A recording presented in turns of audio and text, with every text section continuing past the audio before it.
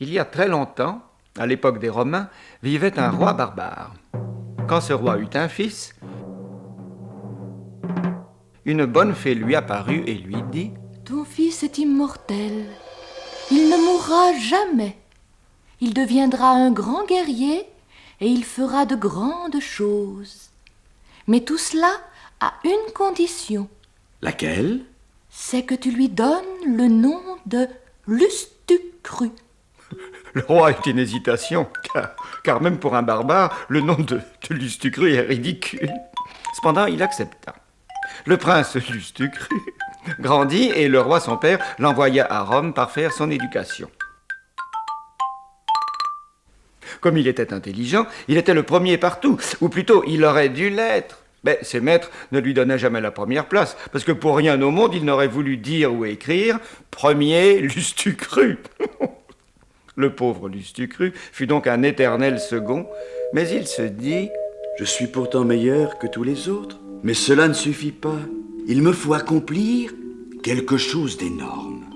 Voyons, tiens, je vais conquérir la Gaule. » Seulement la Gaule, c'était un gros morceau, et Lustucru ne pouvait la conquérir tout seul. Il lui fallait une armée. Or un jour, dans les rues de Rome, un mendiant l'arrêta. « Pitié, monsieur! Donnez-moi quelque chose !» Voyons, les aventures, les voyages et les batailles, ça ne te fait pas peur? Oh non, monsieur! En ce cas, tu entres à mon service.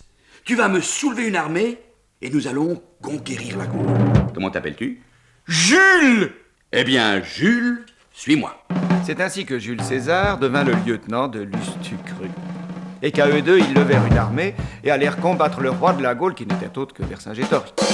Mais les Gaulois, qui étaient courageux et actifs, manquaient terriblement de discipline. Et finalement, Vercingétorix dut reconnaître sa défaite et se rendit à Lustucru. Celui-ci écrivit toute l'histoire dans un livre dont il confia le manuscrit à Jules César en lui disant « Va porter ce livre aux Romains.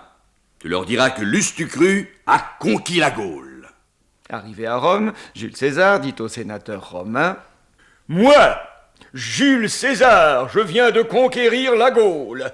Maintenant, vous allez me nommer empereur. Sinon, je lance mon armée contre vous. » Et les Romains le nommèrent empereur. Le pauvre Lustucru comprit qu'une fois de plus, on lui avait volé la première place. Le temps passa, et Lustucru fit encore de grandes choses. C'est lui qui, devant Clovis, cassa le vase de Soissons. C'est lui qui sonna du corps à Roncevaux. Du Guesclin, c'était Lustucru. Jeanne d'Arc, c'était encore Lustucru.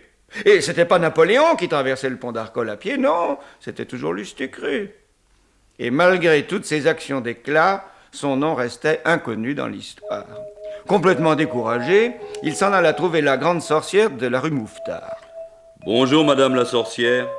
Voyez-vous, je suis grand, brave et immortel.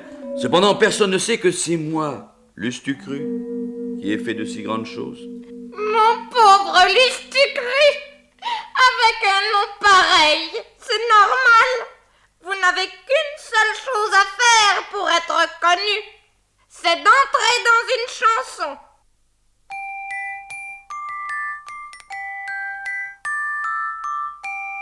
Alors il s'installa dans un petit village où il acheta une maison, et toute la journée, il regarda sa voisine d'en face, une certaine Madame Michel, oui, qui vivait avec son chat. À force de la regarder, il en devint amoureux. Alors un jour, il acheta un bouquet et alla chez sa voisine. Monsieur, vous désirez? Eh bien, voilà, je suis votre voisin et je désire vous épouser. Oh, pas possible. Mais je vous connais à peine. Et comment vous appelez-vous? Je m'appelle Lustucru. Oh non! Je n'ai pas envie, avec un nom pareil, d'être ridicule aux yeux de tout le pays. Et une fois de plus, le pauvre Lustucru était victime de son nom. Mais cette fois, il était amoureux et il ne se tint pas pour battu. Or, un soir, il aperçut dans la rue le chat de sa voisine. « Miné, miné, miné, miné, miné !» Il le saisit et l'emporta. Le lendemain, la mère Michel, à sa fenêtre, se lamentait. « Oh, où est mon chat? Oh, j'ai perdu mon petit Minet. » Mais non, vous ne l'avez pas perdu. Il est chez moi? Oh, je viens le chercher tout de suite. Ah! Je n'ai pas dit que je vous le rendais. Mais je ne peux pas vivre sans mon chat. Eh bien alors, épousez-moi, et je vous le rendrai. Et si je refuse? Je le mangerai. Oh, alors, c'est entendu, je vous épouse. Merci, Madame Michel. Au moment où les nouveaux mariés sortaient de l'église, les enfants du pays se mirent à chanter. C'est la mère Michel qui a perdu son chat, qui crie par la fenêtre, qui sait qui lui rendra. C'est le père Lustucru qui lui a répondu. Allez, la mère Michel, votre chat n'est pas perdu. Sur l'air du tra-la-la-la, sur l'air du tra. Et depuis ce temps, le père Lustucru vit parfaitement heureux dans son petit village avec sa femme et le petit chat.